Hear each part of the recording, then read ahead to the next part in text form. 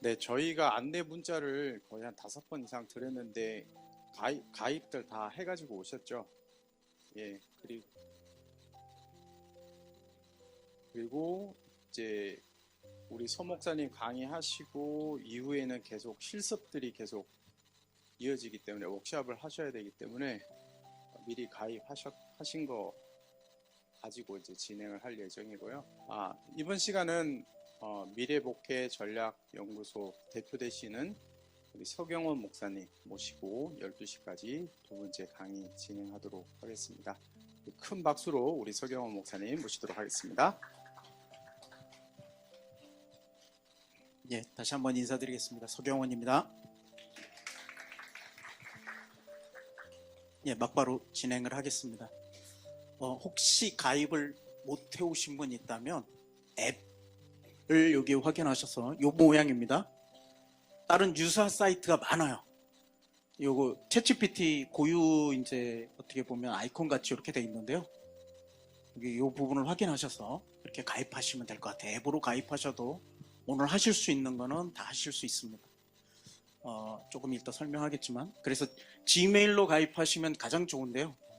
아니면 요 둘 중에 하나인데, 지메일로 가입하시거나 아니면 다른 메일로 가입하실 땐 이렇게 사인 인 위드 이메일 요걸로 하시든지 둘 중에 하나 하셔서 가입을 하시면 이렇게 웰컴 투 챗GPT 나옵니다. 그래서 이렇게 꼭 한번 중간에 시간 나실 때마다 하시면 좋겠고요. 그래야 이제 중간에 이제 실습이나 여러 가지 것들 잠깐 멈추고 막 하거든요. 이제 그때 가입하시면 좀 늦어요. 그래서 제가 특별하게 이제 양 목사님께 여러 번 부탁드렸어요. 여러 번 날려달라. 이게 세미나를 여러 번 진행하다 보니까 어려움이 있는데, 그건 뭐냐면 가입을 안 해오세요. 그래서 그게 조금 어려웠습니다. 많이 해오셨을 거라고 생각하고요.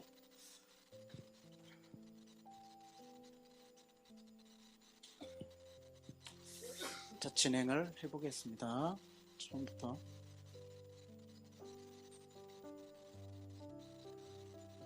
네, 가입은 요거 다 해오셨죠? 그리고 책을 출간했는데요. 이거는 교사용인데 10월 초에 목회자용이 따로 또 출간됩니다. 근데 이게 두 권이 사실은 한 권이 하나의 책이에요. 그래서 교사용으로 조금 더 나눴을 뿐이지 교사에게만 필요한 게 아닙니다. 여기 있는 내용이 이제 미드전이 가입하는 것도 있고 여러 가지 활용법도 있으니까 좀 필요하신 분들은 뭐 조금밖에 준비 안 했습니다만 밖에서 구입해 주시면 좋을 것 같습니다. 자, 저희 목회자 단톡방은 들어오셨나요? 몇 분 안 들어오신 것 같은데, 이것도 안내를 제가 나갔는데 이따가 이쪽으로 이제 제가 챗GPT 활용 여러 가지 것들을 올려드릴 겁니다. 그래서 안 되신 분들은 한번 찍으셔가지고 가입하시면 좋을 것 같습니다. 넘어가도 될까요?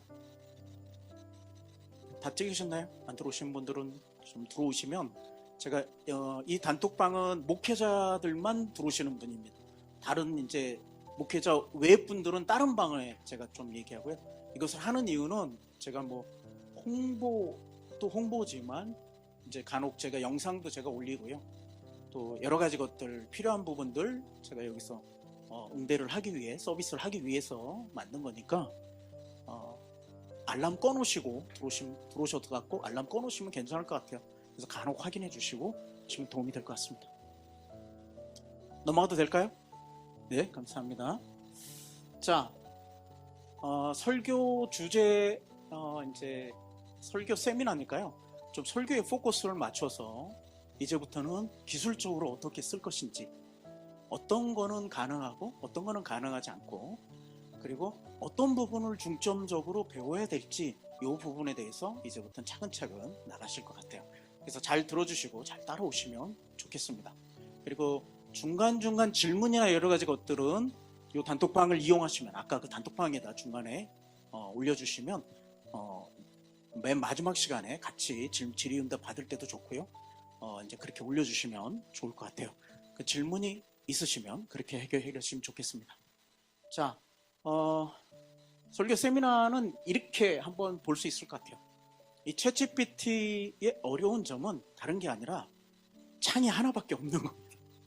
다른 예제도 없고, 요즘은 이제 그 예제가 바로 위에 한두 개 떠요. 그러나 어떻게 써야 될지 모르는데, 그 이유 중에 하나는 뭐냐면 챗GPT는 다양한 분야를 학습했거든요. 다양한 분야를 학습했다는 건 각 분야에 대해서 쓰는 것은 전부 다를 수 있다는 거예요. 이제 그것을 이제 보통은 이제 도메인이라고 그러죠. 도메인 지식에 따라서 쓸 수 있다. 도메인 지식은 어떤 특별한 영역에 대한 깊이 있는 지식이나 이해를 나타내거든요. 그래서 목회자 영역은 목회자 분들만 잘 사용할 수 있어요, 사실. 왜냐하면 이것에 대한 지식은 목회자들이 가장 많이 알고 있기 때문에 그렇습니다. 그래서 그런 부분을 이제 좀 오늘 활용할 부분을 그 도메인 지식에 따라서 이렇게 활용한 부분을 이야기하고자 합니다.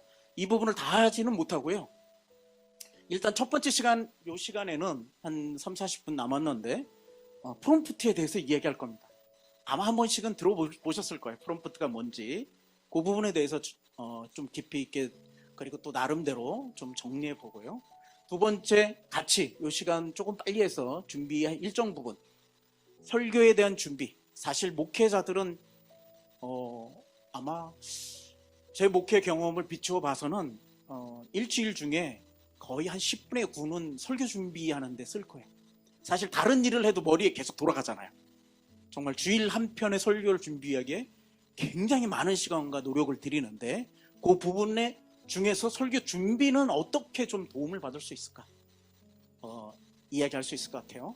그래서 이 부분은 제가 여러분께 피드백을 받았는데, 저도 마찬가지지만 대형 교회는 사실 담임 목사님은 설교가 많지 않으실 수 있어요. 그러나 중소형 교회는 보통 한 13번에서 15번 정도 설교를 하거든요. 그래서 고충들이 있어요. 그 고충을 어떻게 좀 그래도 챗GPT를 통해서 도움을 얻을 수 있을까? 이렇게 좀 하는 부분에 초점이 맞춰져 있고요. 세 번째는 이제 설교문을 가지고 후속 작업. 설교는 전적으로 목사님들이 쓰시는 겁니다. 저는 그렇게 생각합니다. 지금까지 챗GPT가 단 몇 문장을 가지고 몇 가지 질문을 가지고 해도 설교문을 작성해 줄 수 없어요. 그래서 뭐 챗GPT 목사님이 뭐 어쩌고저쩌고 한다 하더라, 이런 건 귀 기울이시지 않으셔도 됩니다. 그만큼 기술이 안 되고요. 그만큼 자료를 주지도 않습니다. 그래서 철저하게 목사님들이 설교를 만드시고, 그리고 난 다음에 후 작업을 어떻게 연결시킬까? 조금 전에 말씀드렸지만 10분의 9는 시간을 우리가 주일 설교를 작성하기 위해서 쓴단 말이에요. 그러면 그것이 곧 하나님의 말씀이고 하나님께서 인도하시는 방향이라고 우리는 믿잖아요.